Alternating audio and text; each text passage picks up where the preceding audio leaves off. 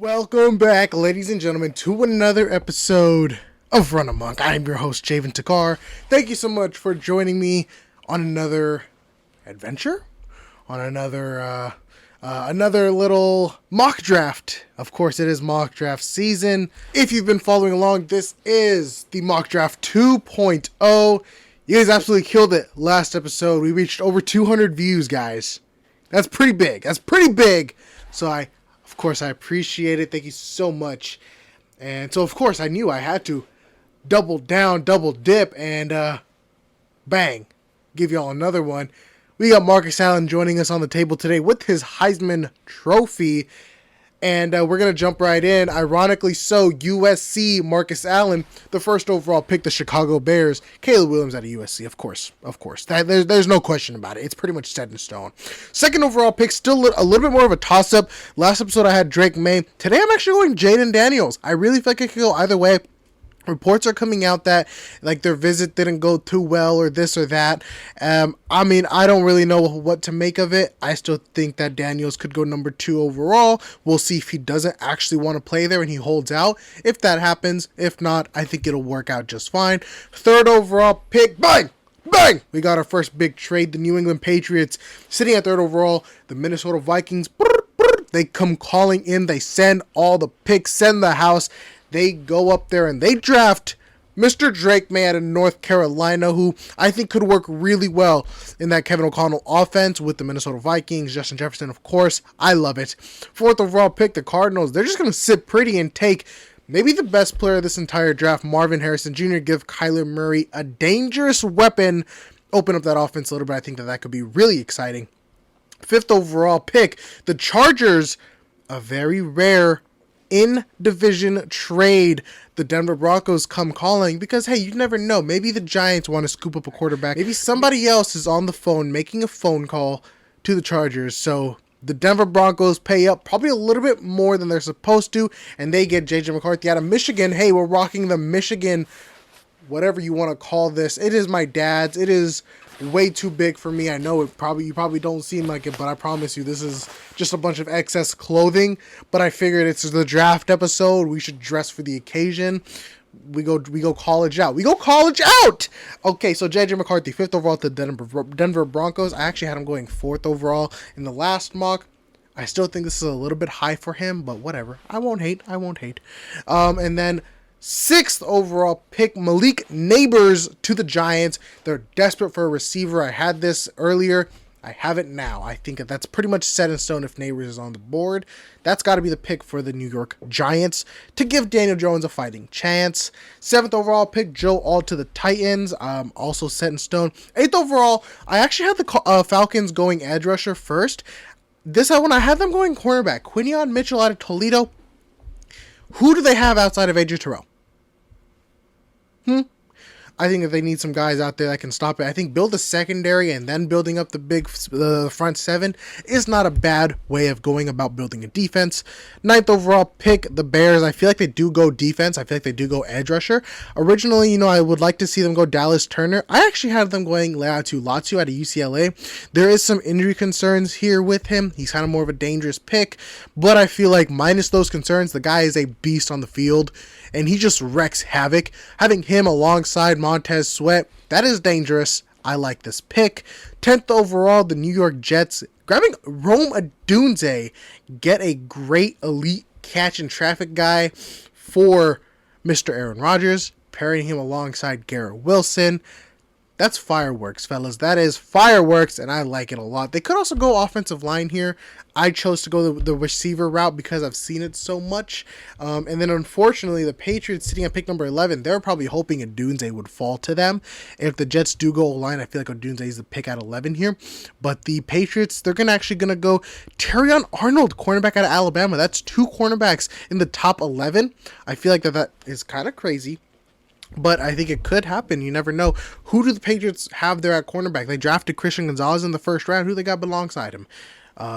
I have no idea. I think that cornerback is a need for the Patriots. Maybe a little early for one. Maybe they trade down again and then they come back and get one later on. I just don't really know who is worth trading up for at this point, at this moment here. And then 12th overall, I got the Chargers, who traded down from 5th, going Brock Bowers, tight end out of Georgia. One of the best tight ends we've seen in a while. Drafting a tight end first round has a pretty high miss rate, but I think working in the Chargers offense, working with Harbaugh, it would be really, really good. He can kind of do it all. He's a solid run blocker, nothing too crazy, but a really elite receiver. With none of the other receivers on the board, with Harrison, Neighbors, and Odunze gone, I think that Bowers is honestly, Bowers, you can argue, might be a better receiver than Odunze, a pure receiver. So I feel like that'll be just as fine. Even though you lost out on all these receivers, getting Bowers to replace that hole, I think that works out just fine. And then we have 13th overall. I got Olu Fashanu going to the Raiders, building up that O-line. And then I got Talise Fuaga going to the Saints at number 14. Again, building up that O-line. He's a guy that can play. You can even slide him inside at guard if you want. 15, I actually had the Rams trading up from the Colts to pick up edge rusher Jared Verse. I feel like, I think the Rams, they need some guys on that D-line. Aaron Donald just retired. I could also see them going Johnny Newton here, which wouldn't be a bad pick as well. I think that they go either way. Regardless, I think they do build up that defensive line. 16, I got Troy Fontenot for the Seattle Seahawks, staying in Washington. I've already raved about how much I love Troy Fontenot on both the Gold Rush and Run Amok. If you want to hear more about that, me just loving this guy. 17, I got Brian Thomas Jr. going to the Jacksonville Jaguars. A little higher than I personally like Brian Thomas. But the Jaguars need a receiver desperately. Christian Kirk is not a receiver one, respectfully. You lost Calvin Ridley. You need a guy, and I think Brian Thomas can work well in that offense. Alongside, you got the speedster, you got the route runner. Now you got Brian Thomas, a guy who's a contested catch guy, a guy you can lob it up to, and he's going to come down with it. I think that this is a great fit for Jacksonville and Trevor Lawrence. 18, I got Johnny Newton going to the Cincinnati Bengals. In the previous mock, I had them going Byron Murphy. Here I got them going Newton. I think that they also go defensive line. They lost DJ Reader. They need to build up that defense. They could also even go cornerback here, frankly. I thought about that. I just didn't really think that they would go, Nate Wiggins or Kool-Aid at this position. Maybe they trade down. But, I think in the division you're in the conference you're in, you need a really good defense. And if you can get a big guy to plug up the holes in the middle and get pressure on the quarterback like Newton can do, pristine.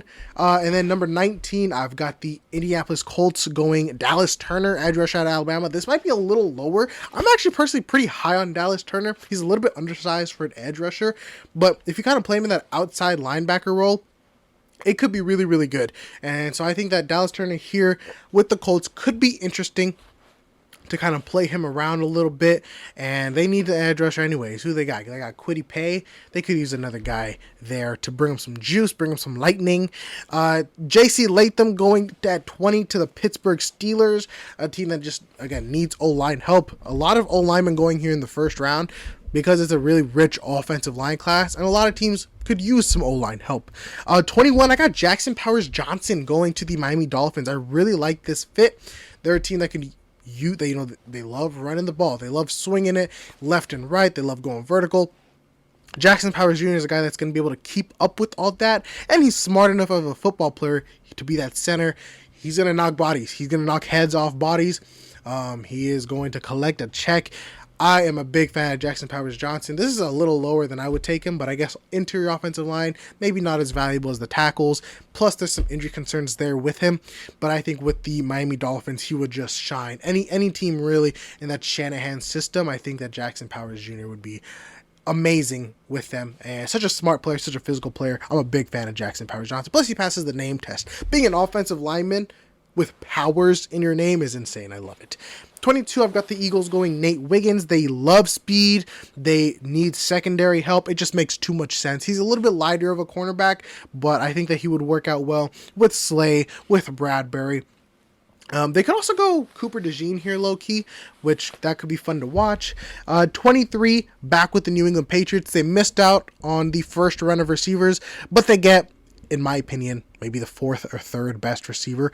Donnie Mitchell, A.D. Mitchell, whatever you want to call him. I'm a big fan of Mitchell. Just, he can do it all. He is so electric. I love his game, and I think that he could work well with the New England Patriots here. I was considering having them go Michael Penix or Bo Nix. They have an early second round pick, and so I can definitely see them going with a quarterback in that second round pick, either Penix or Nix, and I think that that would work out just fine. So you're going to get your quarterback in the second round. You got a receiver, you got a cornerback. That's a really good draft, in my opinion, here there for the New England Patriots. 24, Byron Murphy going to the Dallas Cowboys. Murphy went to Texas, Dallas. They need some defensive juice, some run stuffing up the middle. Their run defense was really, really poor in the previous season, so I think getting a guy that can help with that, obviously, would be big, would be major. They lost their defensive tackle or defensive end, right? He went to the Commanders. I forget what his name was, but get that guy to replace it. The offense, you're fine.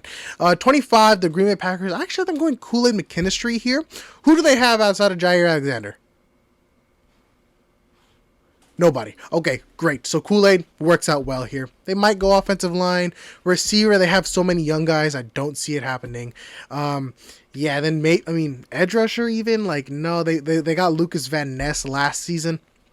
I think that, you just fill in the next gap. It's Kool-Aid. 26 to the Tampa Bay Buccaneers, Chop Robinson. This could be a really, really fun pick here. Chop Robinson, I'm a big fan of. I think I'm higher on Chop than a lot of other people are.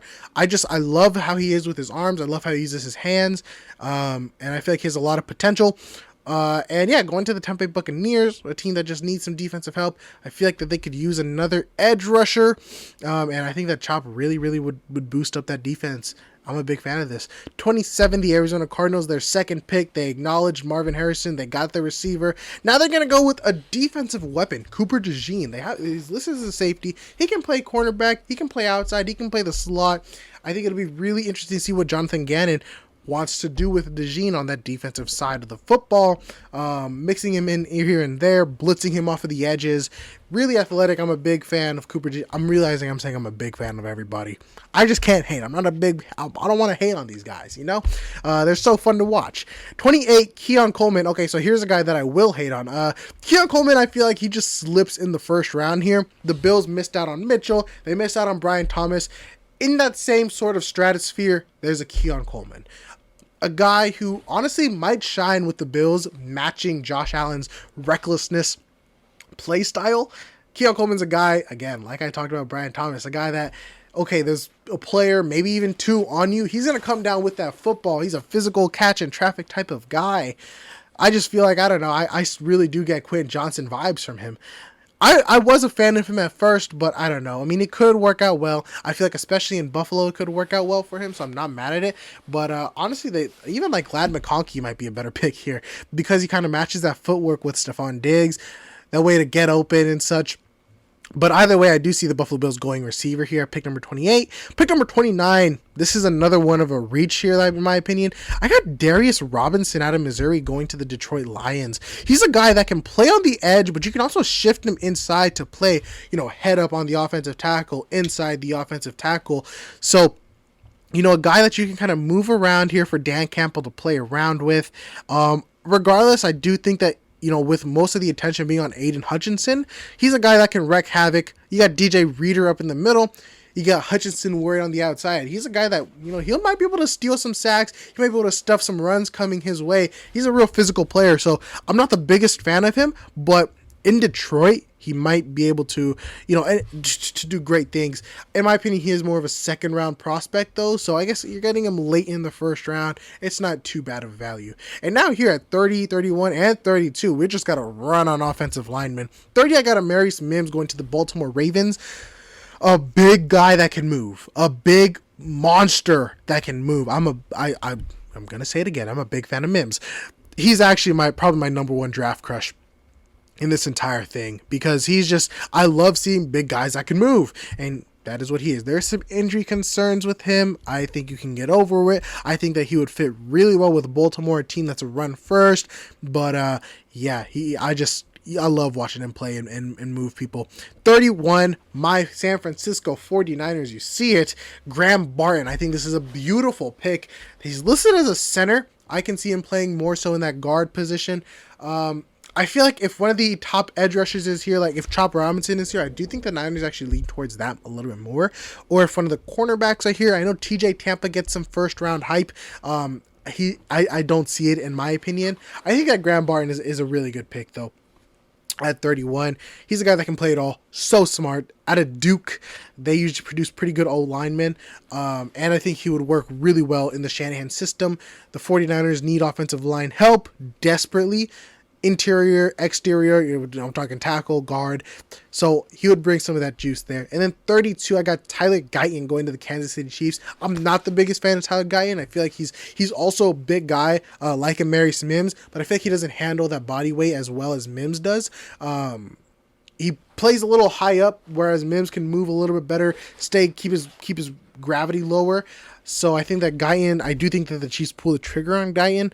I just don't really feel like it's the best prospect, respectfully. And that's that. That is Mock Draft 2.0. A couple guys here that I just took a picture of that I screenshotted that just missed the first round. Xavier Worthy, I just don't see him going to the Chiefs. Maybe another team like the Baltimore Ravens or something like that, but I don't really see him going to the Chiefs, especially just getting Hollywood Brown. Bo Nix and Michael Penix, those are second round picks in my eyes, though. They're still valuable quarterbacks that have some team is going to want them. Kingsley Suamataia, another guy that the Chiefs or the 49ers or the Ravens can get, teams that need offensive line help in those later picks. More of a developmental offensive lineman, kind of like Mims. He's probably not going to do great as a day one starter, but you let him sit, you let him develop a little bit, get some playing time, and he will become a really, really good offensive lineman. Jordan Morgan is a guy that I'm on and off on. Some days I'm on, some days I'm off. Got a lot of issues working on the inside and his footwork. He can cross his feet a couple times. So, I'm on that. And then Lab McConkey and TJ Tampa, who I touched on a little bit previously. So some guys that slipped out of the first round there, which is bound to happen. And yeah, so that's going to wrap up Mock Draft 2.0 here for Run Amok. Potentially the final one. Hopefully we can get a third one out. But I really hope you guys enjoyed. Thank you so much for tuning in. Thank you for all the support. Subscribe, like, let me know what you think in the comments. Follow me on all the socials in the description below.